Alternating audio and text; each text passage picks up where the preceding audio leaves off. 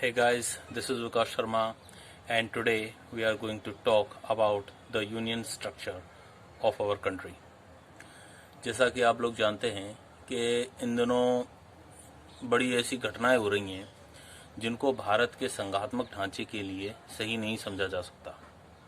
जैसे कि अभी एक मामला हुआ जेईई नीट एग्ज़ाम को लेकर के, जहां पर गैर बीजेपी शासित राज्यों ने सबने मिलकर के ये कहा कि हम जेईई नीट आयोजित नहीं करवाएंगे क्योंकि बच्चों की जान को खतरा है कोरोना बीमारी की वजह से। राजस्थान स्टेट भी इसमें बहुत आगे था, जबकि हम जानते हैं कि 1.5 लाख जेईई नीट के बच्चों की परीक्षाओं कराने को वो बड़ी चुनौती समझ रहे थे। वहीं राजस्थान में आपके 31 अगस्त को लगभग 6.5 लाख प्री डीएलएड बच्चों की एग्ज़ाम करवाई थी।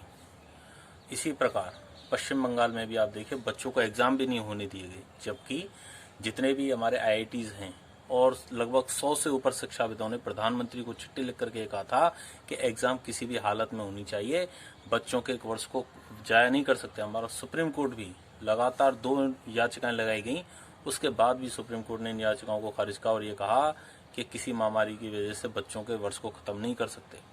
स्वयं बच्चे भी इस एग्ज़ाम के लिए तैयार थे, लेकिन फिर भी इस मामले को एक बहुत बड़ा राजनीतिक इशू बनाया गया। ऐसा ही एक और मामला जो है वो जो केंद्र और राज्य के टकराव को दिखाता है वो है रिया चक्रवर्ती का मामला। अब आप ये कहेंगे कि रिया चक्रवर्ती का मामला तो सुशांत सिंह राजपूत के सुसाइड केस का, ये तो ड्रग्स का मामला है, तो बॉलीवुड का जो वर्ल्ड है उसका मामला है। नहीं, ये मामला इतना सीमित नहीं है।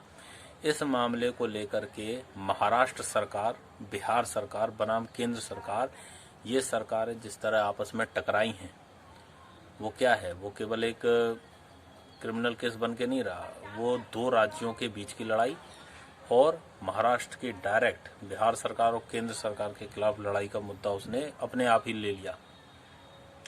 ऐसा ही एक संघात्मक ढांचे पर प्रहार करता हुआ एक और मामला है मध्य प्रदेश में, जिस प्रकार वहाँ के रेजिडेंट्स के लिए 100% आरक्षण की बात की जा रही है कि सारी नौकरियाँ केवल एमपी वालों के लिए होगी, और अभी वो कह रहे हैं कि साहब निजी क्षेत्र की नौकरियों में भी 75% आरक्षण देंगे। उसी तर्ज पर राजस्थान की सरकार ने भी कह दिया कि हम भी अपनी नौकरियाँ केवल स्टेट वालों के लिए रिजर्व करेंगे। तो ये जो टेंडेंसीज निकल रही हैं, ये संघात्मक शासन जो है, जो संघात्मक स्वरूप है, उसके लिए बहुत खतरनाक चीज़ है। आप सोचिए कि आप 100% जगह रिजर्व कर देंगे आज सरकारी क्षेत्र में, कल को ये मांग उठेगी निजी क्षेत्र में। कोरोना हुआ है, कोरोना की वजह से हर राज्य को अनुभव हो गया कि अपनी सीमाओं को सील कैसे करना है, लॉकडाउन कैसे लगाना है। कल को आपकी राज्य बॉर्डर भी सील करने लग जाएंगे, दूसरे राज्य वालों का पर्यटक के तौर पे भी आना जाना भी प्रतिबंधित होने लग जाएगा।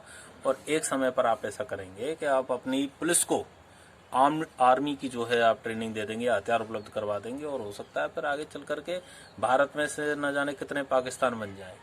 तो इस तरह के ये जो घटनाएं हो रही हैं, खासकर ये जो 100% आरक्षण वाली बात जो चल रही है कि केवल स्टेट वाले स्टेट में ही रहेंगे, दूसरे स्टेट में काम नहीं कर सकेंगे, ना बस सकेंगे, ना रह सकेंगे।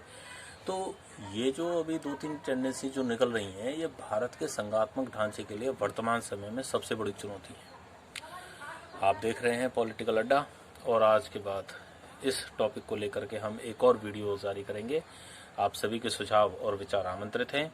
ये एक खुला मंच है जहां पर आप अपने मन की बात कह सकते हैं। प्लीज़ इस चैनल को लाइक, सब्सक्राइब और शेयर करें।